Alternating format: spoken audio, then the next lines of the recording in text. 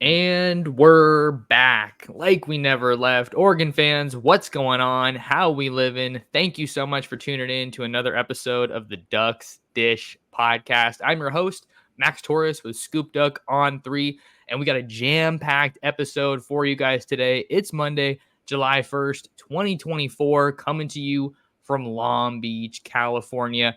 In today's episode, I will be joined by Justin Hopkins to break down Oregon's massive recruiting weekend, adding 4 new commitments to this 2025 class. So don't go anywhere. We got plenty to dive into today.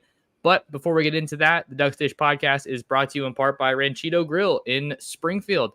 Not sure what your dinner plans are, but head on over to Ranchito at 1537 Mohawk Boulevard. Try their homemade tortillas.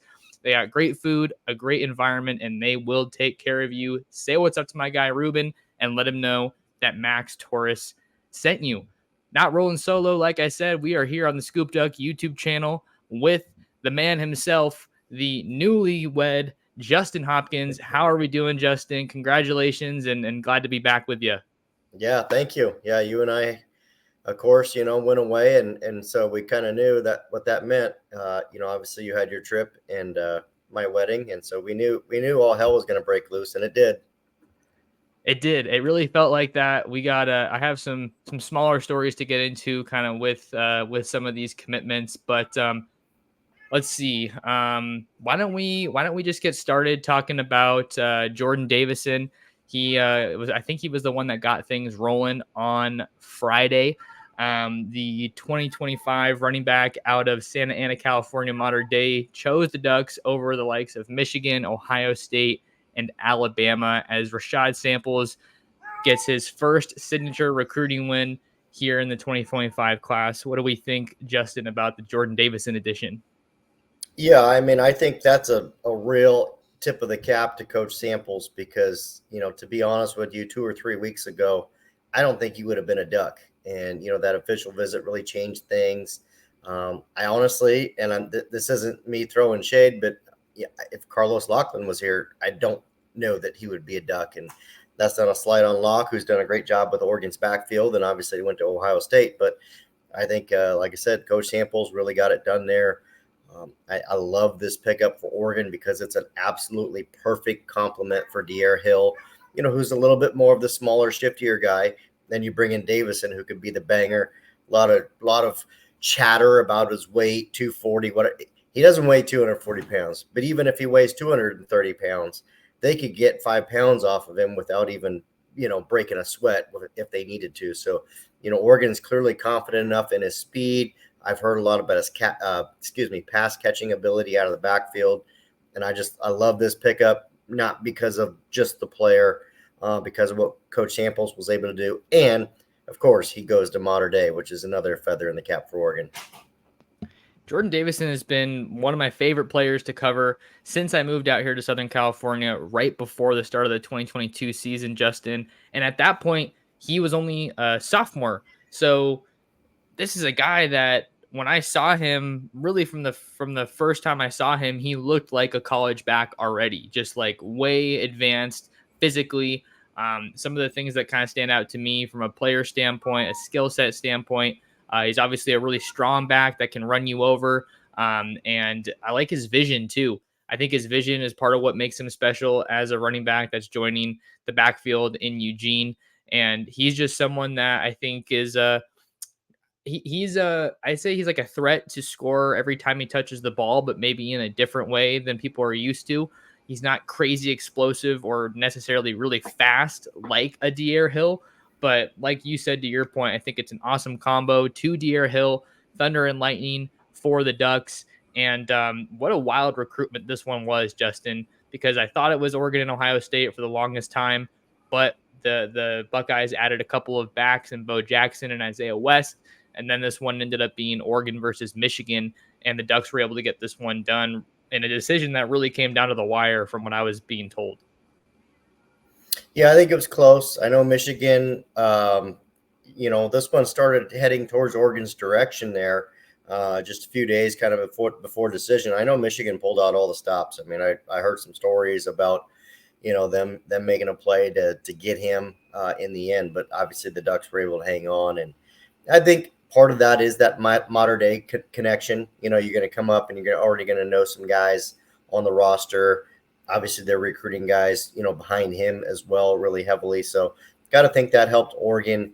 And then, not to mention that you look at the roster currently for Oregon at running back, there's going to be a playtime opening in the next year and 2 year substantially for somebody. So, that's got to be pretty enticing too, I'm sure.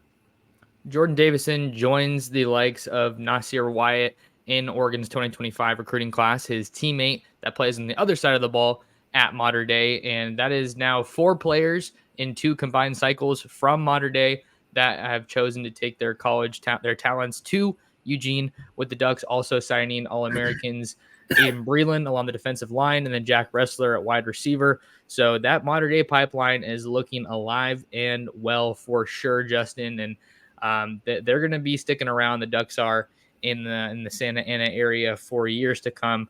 We know how much they like to prioritize Southern California. Really, California as a whole has kind of always served as the bread and butter of their recruiting class as they look to push nationally. So just to kind of wrap things up on the Davison commitment, I think this probably wraps up the running back picture for Oregon this cycle. You talked about, and I wrote about in my commitment analysis story, the Ducks are going to be looking for some snaps to hand out with Jordan James and Noah Whittington potentially playing their final seasons with the Ducks in 24. I think at least one of those guys is probably going to be off to the NFL. So big addition for Rashad Samples, and man, I don't think you can ask for a better opening cycle for him since coming over from ASU. No, you knew he was going to get it done, and like you said, I think this is it at running back for Oregon. I know there's a ton of talk about 5-star Michael Terry. We just call him an athlete. There's talk of him playing running back. He's probably really going to end up playing receiver when it's all said and done, if I had to make a bet. So whether Oregon brings him in and he says I'm coming to play running back or not, that remains to be seen. I'm no matter what he says, I'm going to label him an athlete, because that's what happens in a college program. You come in and the coaches say, we're going to put you where we need you. And the player's going to say, okay. So he'll end up on offense somewhere, whether it's running back or whatnot. But I don't think there's a pure, true running back, like you said, that Oregon's actively recruiting moving forward. I think they're done there. So that was kind of how the ball got rolling on Friday for Dan Lanning and the Ducks in their run up to a string of 4 verbal commitments. Talking with my guy, Justin Hopkins, here on the ScoopDuck on 3 YouTube channel. Make sure to like, comment, and subscribe if you haven't already, because there is no better place to find your Oregon football recruiting coverage than right here with Justin and myself at ScoopDuck. Keeping the ball rolling, Justin, let's hop on over to the defensive side and talk about another one of Oregon's newest commitments, and that is 2025 Folsom, California defensive lineman Josiah Sharma. Big body, 6'3.5", 320 according to his On3 recruiting profile. This was a big decision, Justin, with a big push from Oregon really at the last minute.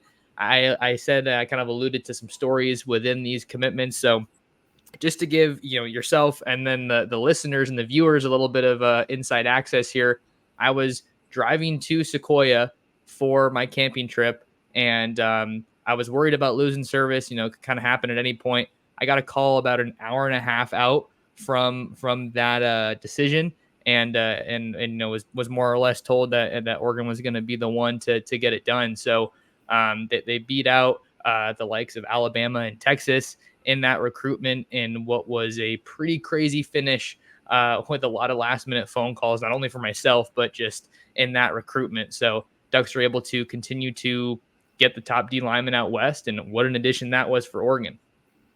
Yeah, a pleasant surprise for Duck fans. And, I think earlier in that day, 4-star defensive lineman Trajan Odom committed to Ohio State.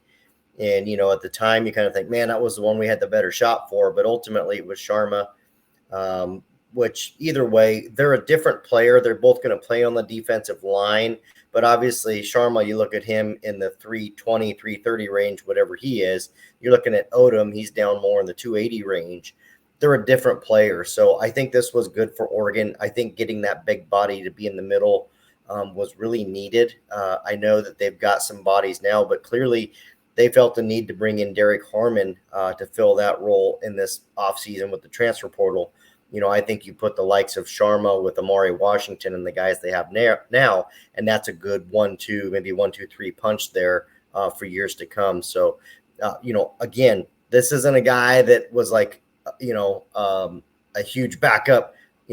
Like you said, Oregon beat out Texas and Alabama for him. Those are two pretty good programs in the recruiting world. So, clearly this was somebody that Oregon wanted to prioritize. And again, you just never count Dan Lanning out there in the 11th hour to maybe make some magic happen, as he does once again. I like that you mentioned Sharma, Justin, because you and I have both kind of been reporting that those guys are linked very closely together as it pertains to Oregon's recruiting efforts here in the 2025 class. I thought they were going to get one of them for sure. But as it kind of goes with recruiting, it's as fluid as anything else in this world. I can fully admit that I thought Trajan Odom was the guy they had the better shot for. But at the same time, this is a common theme in Oregon recruiting. You're always going to see the Ducks go for those top defensive linemen on the West Coast in California. Look no further than Aiden Breland last year, Jericho Johnson last year, Elijah Rushing. You can put him in there, even though he's from Arizona. But at the same time, it's no secret that the defensive line crop is not as strong as last year in the 24 class when it comes to what things look like on the West Coast. So things get crazy in recruiting. I really didn't see this one coming until I got that call. So things never cease to surprise us when it comes to covering Oregon. I feel like some things we can call from a mile away, and then you have things like this one that just kind of creep up on you, last minute. Well, and here's the thing. I mean, obviously, if we're going to play glass completely empty, you look back and whether it was Odom or Sharma, it's just great that Oregon didn't go 0 for 2 there, because the options after that or behind that, it takes a step down. I mean, it just becomes really difficult. There's not much on the West Coast. Obviously Odom wasn't a West Coast guy, but did grow up in the LA area. So he's kind of half West Coast, if you will. But Sharma out West. And after that, it's a pretty big drop off.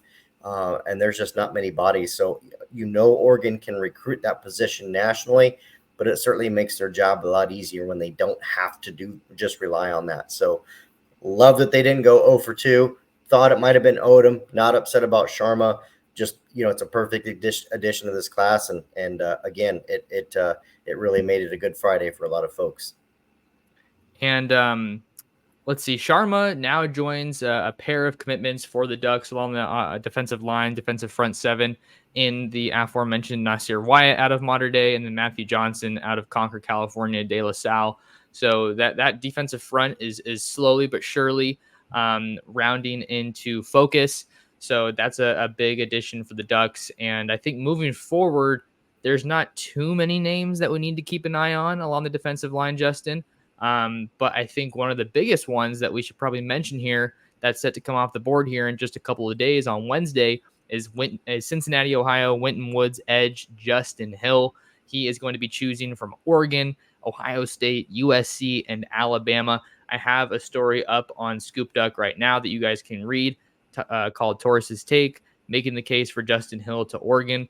To be clear, I wrote it in the story, but I didn't write that as a prediction to Oregon for Justin Hill. But I know that Ohio State's had a lot of juice in that recruitment, and I don't think I'm ready to count Oregon out just yet. I know you put a recent pick in. What are you thinking there with Justin Hill? Yeah, I did. I put one in for Ohio State. I think, I feel like there was a little bit more confidence last week with Oregon, but maybe that's part of the thing. You and I both know that we get, information here and there, and sometimes it might be a little bit of a smoke signal. So I'm with you. I'm not saying that this is closed, case closed. He's going to Ohio State. I think they're probably got a little bit of an edge right now in this one. But, again, like you said, it's a July 3rd commitment. So stranger things have happened in a 48-hour span in recruiting. So I am not ready to say Oregon is completely out of it yet. Had a little bit more confidence last week. Maybe they can, again, close that gap in the next 48 hours and just kind of come out of the weeds and surprise everybody, which they like to do. So we'll see what happens there. I still think that, especially with Noah Mikhail going to Texas A&M, I mean, I feel like it's not a massive shocker. I mean, that's another thing we can get into maybe once we get through these commits. There's just so much that happened, Justin, since we last recorded. So I don't want to go on too big of a tangent here. But all these things are connected. There's dominoes that fall. Guys become bigger priorities. Guys become less priorities, if that's even the right way to say it.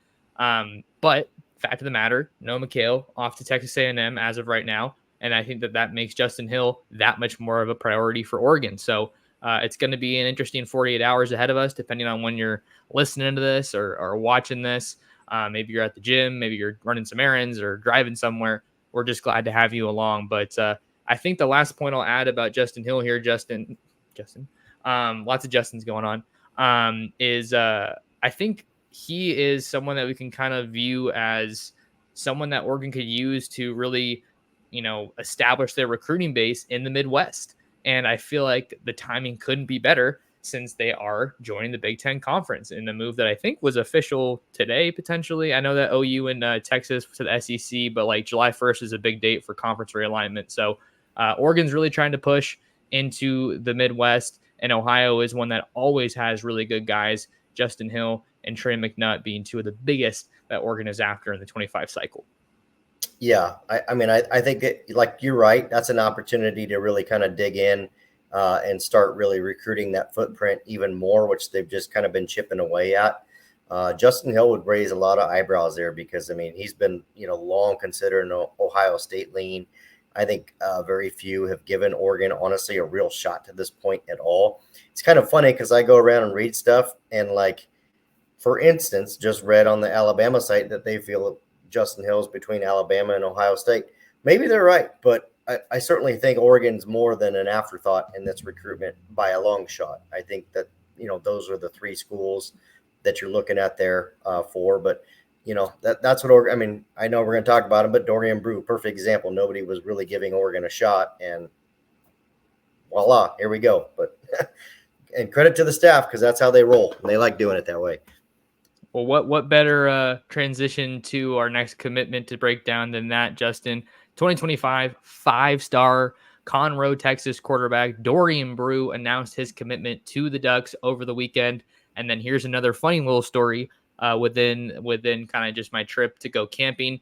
So, I was battling for signal the whole trip. There were times I just wanted to disconnect. Bless you. See you there off screen. And there were times I wanted to disconnect, and then I was also like, oh man, like, okay, this guy was supposed to come off the board, so let me check. And we battled for some bars.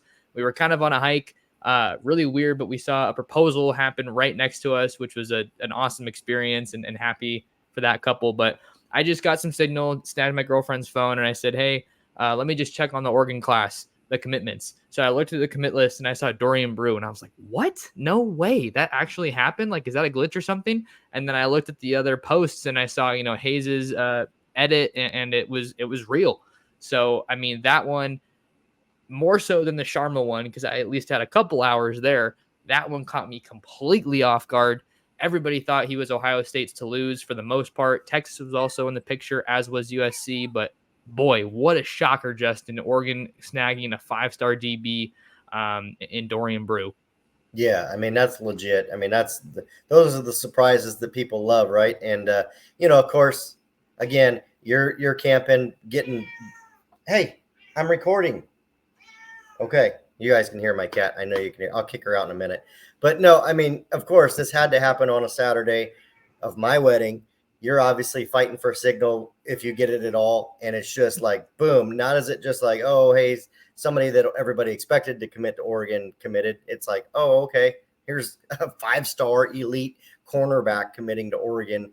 I had signal. Saturday was an absolute blur for me, setting up the wedding and getting everything ready, getting myself ready, obviously the wedding, the party after the wedding, all that stuff. And literally I just popped on the site like, yep, here you guys go. This is J-Hop on vacation, undefeated once again. Bye. And that's how it goes. But no, I mean, you start, it's funny because just a couple weeks ago, or, maybe 2, maybe 3 at most, people are starting to get worried about defensive back recruiting. And it's like, okay, well, yeah, we have some of these big fish, but, we don't necessarily lead for any of them. We don't have a great feeling for any of them. And it's like, hey, give this thing a little bit of time. This isn't going to be a defensive back class of 8 people. I mean, it's just not going to be that big. Might be 6, might be 4, might be 5 if you're counting corners and safeties together.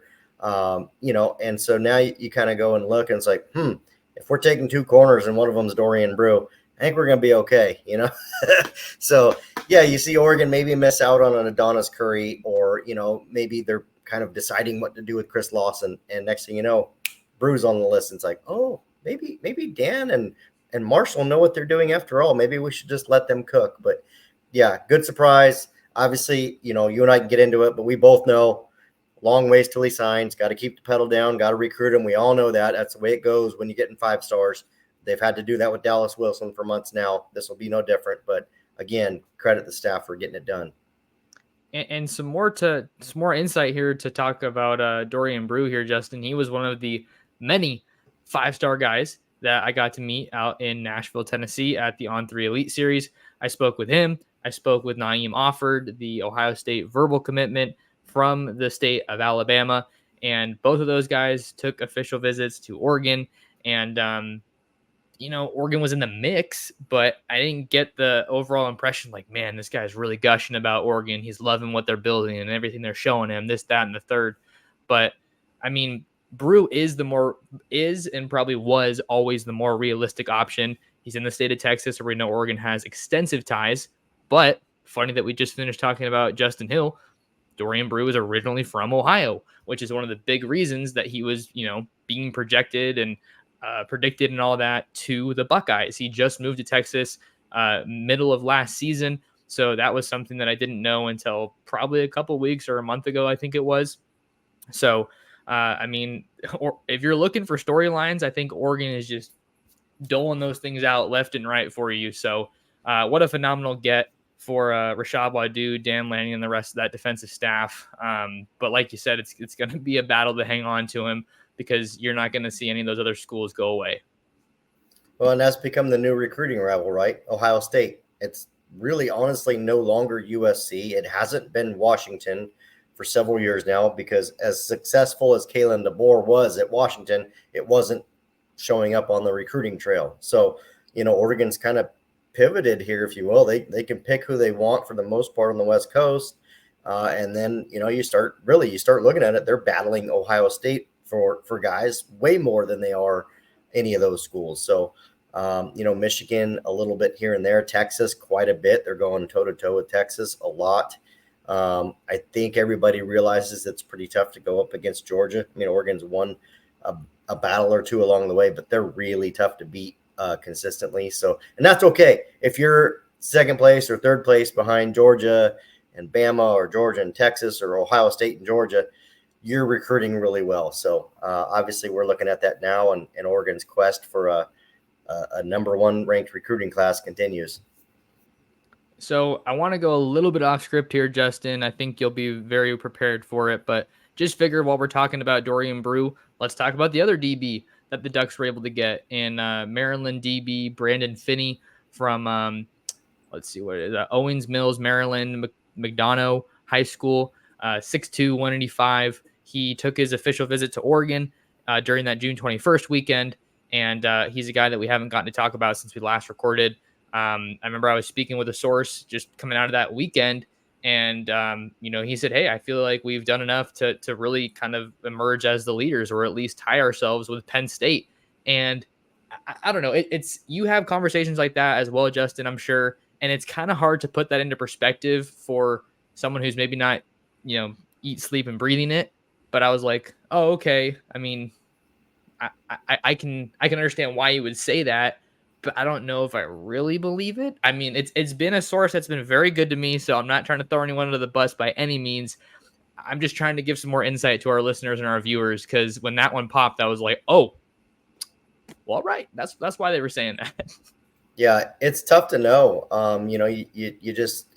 I think as somebody covering Oregon, specifically Oregon, in today's recruiting world, it's really difficult for yourself, myself, whoever. It's really difficult because you're kind of on an island out here, and the staff does a really good job of getting out what they want out and keeping in what they want in. And sometimes you get a tidbit of information and you think, okay, well, maybe I'll try and verify this, and either you can or you can't.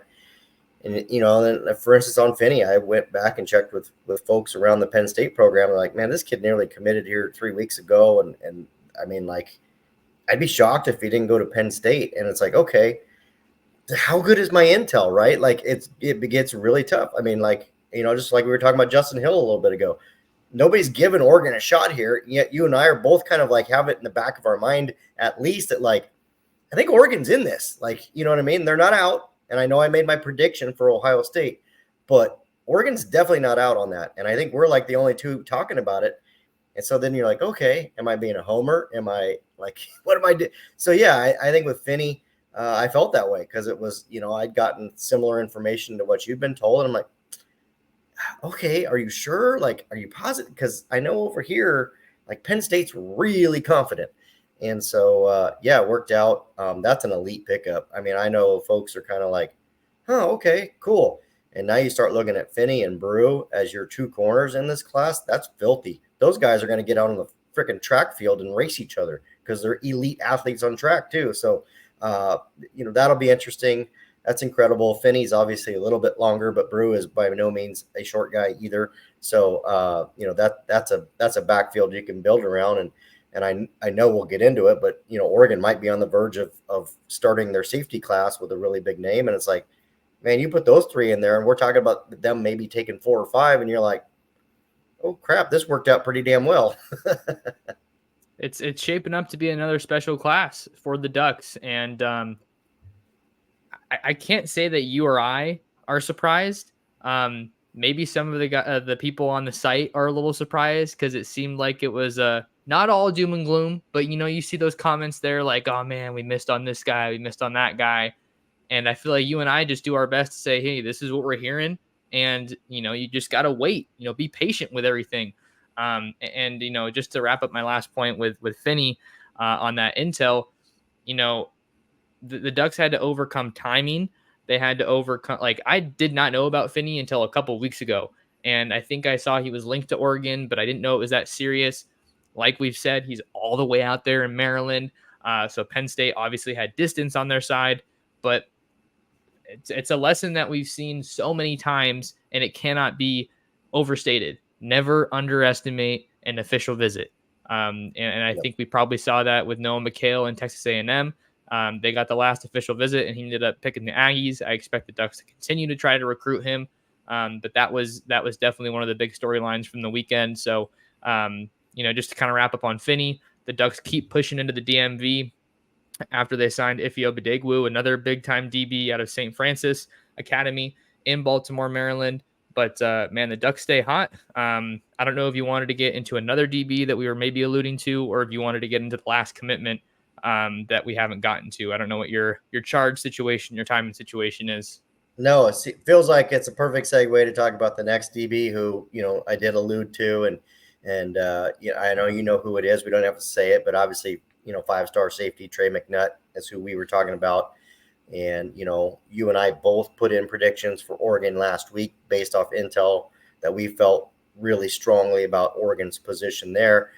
To strengthen that, of course, today or earlier today, you know, Steve Wiltfong throws in an Oregon prediction as well on McNutt, and it looks like the Ducks are in the driver's seat there. So, you know, like I just was alluding to a minute ago, if you look at the two corners that you've got currently committed, if you can get them signed as Finney and Dorian Brew, and then you start looking at the safety room and you put Trey McNutt in there and who knows who the second one might be, that's pretty damn good. I mean, that's really damn good. So, you know, you start putting that together and you still got guys like DJ Pickett, Naeem Offord on the board out there that Oregon's recruiting at a very high level.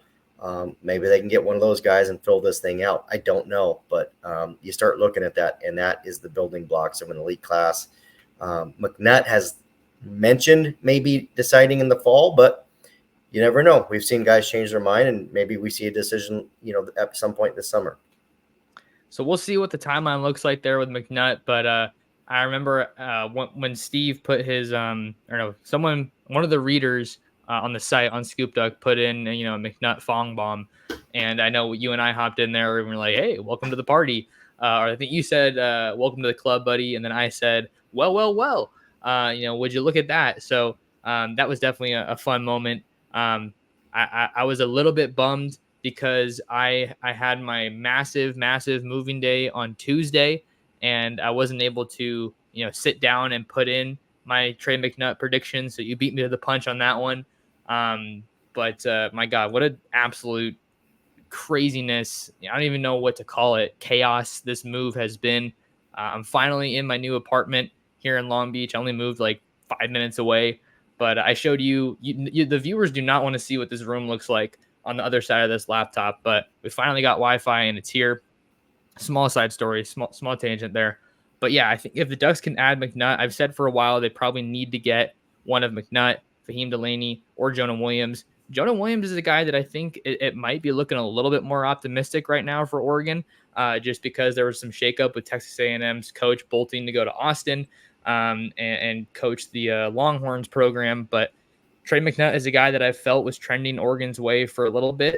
And I'm feeling really good about that pick, but there's still some time to go here. I just think that Oregon's really created some separation. Seems like the Ohio State momentum has really died down, but I think he's also checked out Florida, USC, and Texas A&M. I don't know if I'm missing anybody there, but I love Oregon for Trey McNutt, and I'm going to continue to feel confident about that until I hear otherwise. Yep. Yeah, I agree with you there. We know things can change, but I think Oregon's the team to beat there, and I'm with you. I won't dive onto the topic a lot here, but I do think folks need to start paying attention more to 5-star safety Jonah Williams as well, because I think Oregon, again, like if you read most articles, Oregon's almost an after mention when people are talking about Jonah Williams, and I'm telling you, I don't think the Ducks are any worse than top 2 for that one. So I guess we'll see what happens.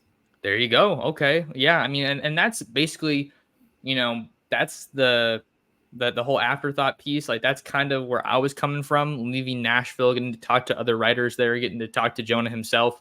But that was over a month ago at this point. So how things can change. He's taken all of his OVs, I think, with trips to Texas A&M, Oregon, LSU, maybe Texas. I'm assuming Texas is in on him because he's so good, but I can't remember off the top of my head. So you heard it here, folks. We're telling you to keep an eye on Jonah Williams. No commitment date set, but we know that the MLB draft is something that looms large for him as well. We got one more commitment to talk about here, Justin. Best for last, maybe. I know that's what QB11 was kind of saying in his eval. 2025 Derby, Kansas tight end Da'Saahn Brame picks Oregon. Little bit of an interesting wrinkle here at the end. We know that Tennessee put on a major push in that recruitment. There were even some Tennessee picks coming in kind of in the 11th hour, but you and I didn't waver on our picks, and he ended up putting on that green hat, announcing for the Ducks. Yeah, and a big win for Oregon because, you and I both knew that between Da'Saahn Brame, Lincoln Cure, and Caleb Edwards, Oregon was going to need to get at least one, would like to get 2. And as we know, Cure committed to Kansas State, and we're expecting Caleb Edwards to end up at Alabama. So, for Oregon to at least get Brame in the fold, you can live with that. You can maneuver there. You can wait and hit the transfer portal later on if you want to do that. Maybe they get lucky and get Michael Terry and kind of see maybe if he fits in there. Just kind of depends, on some things there. But, you can wait and hit the transfer portal and be just fine. I think putting Lincoln Cure with Da'Saahn Brame was going to be really tough. I mean, it would have been really tough to sign, the number 2 and number 3 ranked tight end in the class. Caleb Edwards, I think is a good player. If he goes to Bama and Oregon misses there, it doesn't really sting that much to me. Again, not slighting the player. He's a good player, but you can recover from that one. I think Noah Mikhail right now is the one that stings, right? That one going to A&M, linebacker recruiting being important, and how much effort Oregon put into Mikhail, that one stings. But, Oregon be fine there. Brame, good-looking kid. He's got long arms. He can move. He's going to come in with an opportunity to play right away next year because there isn't a ton on the roster right now, and you're going to lose Terrence Ferguson and probably Patrick Herbert at least from this year's roster. Of course, Kenyon Sadiq's around, but you need more bodies than just one. So I think there's a great opportunity for Brame there.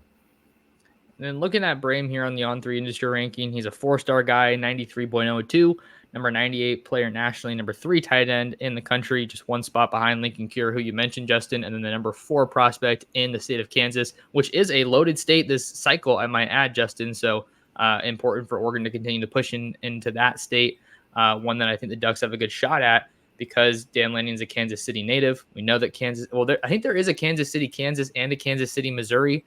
Yep. I'm not entirely sure, I think. And then Dan Lanning's from Missouri, but obviously that gives them a little bit of geography on their side. And with Brame, he's listed at 6'4.5", 225 on his On3 recruiting profile. I need to watch some more tape, but I kind of want to say this is a guy that you're maybe looking at in the mold of Kenyon Sadiq, but a little bit bigger physically. QB11, you guys should check out his eval over on ScoopDuck. I mean, he was just gushing over this guy. Maybe I'm excited a little bit more about him too, because I played some tight end in high school, but this is a guy that can do a little bit of everything. We already spoke to the importance of getting one of these elite guys. It felt like Oregon was pegged for Brame as the school to beat for a long time, but the Ducks were able to get it done, and I think this is really, to date, we'll see what Kenyon Sadiq becomes, but from a recruiting profile and acumen standpoint, I think this is Drew Mehringer's biggest win since joining the staff. Oh yeah, this is definitely his biggest win, and kind of had his back to the wall. I mean, I'm not saying he needed to do this or he's going to get fired or anything like that, but it's clear that he needed to get some dudes in his room, and obviously, as we know, the only way to do that's recruiting. So I think kind of with his back in the wall, he had Oregon on the cusp with Lincoln Cure. He definitely had Oregon in the game with Caleb Edwards. Obviously was able to finish on Da'Saahn Brame.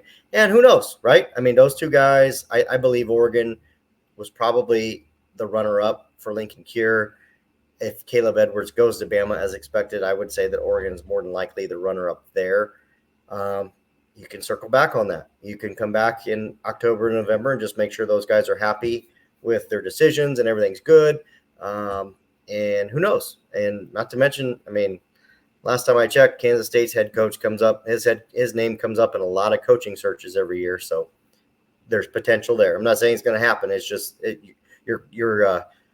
the door's not completely shut on all of this. No doubt. Well, I have one more quick topic that we kind of touched on a little bit, Justin, but I just wanted to hit it before we get out of here. Let's talk a little bit more about this Mikhail decision, because we definitely don't want to. I try my best, and I know you do too. It's not all sunshine and rainbows covering the Ducks, even though a lot of people think that Oregon's just throwing unlimited money at these guys. No, Mikhail to Texas A&M, that's a loss. That stings for this Oregon staff, and we have to talk about it, because I think I saw something that was like a quote tweet of Mikhail's commitment, and it was a Duck fan saying, Oregon's only getting these guys because they're throwing money at them. And then at the bottom, it was like, am I doing this right? Something like that.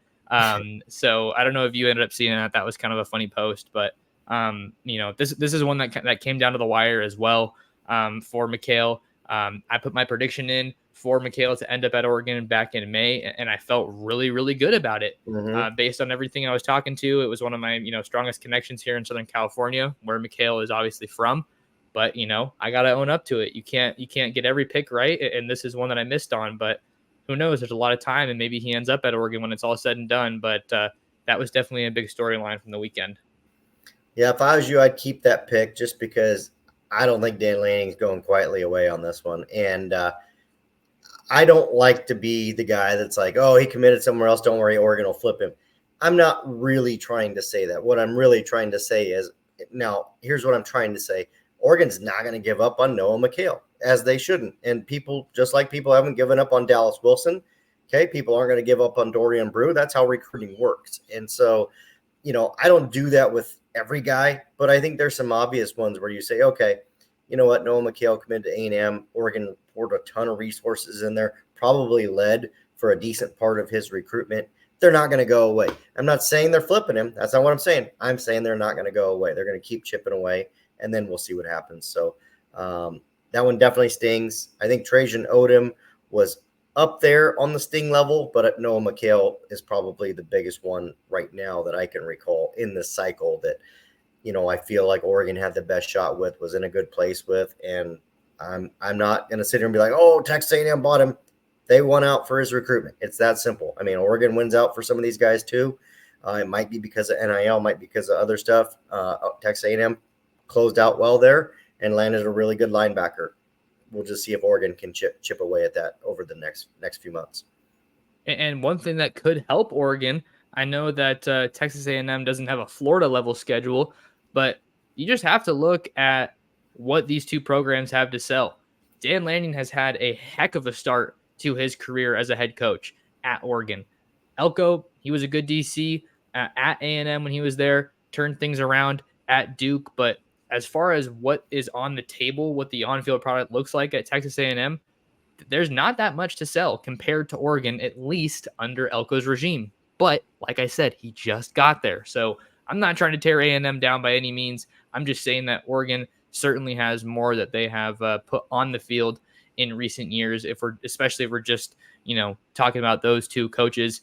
And then, another development to just add here, Justin, I don't know if you saw it, but IMG linebacker Gavin just committed to Miami. I know you and I both had our picks in for him to end up in Coral Gables. And then now the Ducks are looking at Justin Hill, who I talked about, and then as well as Keelan Moses, the LSU linebacker commit out of Baton Rouge. So there's ebbs and flows, there's good and bad. And, Oregon's hunting for the best. So they got a top 5 class coming out of this weekend. And I think you got to feel great if you're a Duck fan, even though we do have, one significant miss that we had to talk about.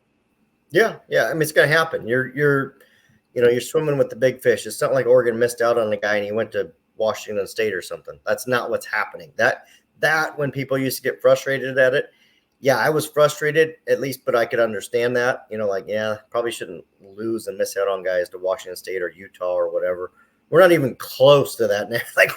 That's not even a thing. I mean, if Oregon misses out on a guy other than Lincoln Kier, who understandably went down the road to Kansas State, that's a little different.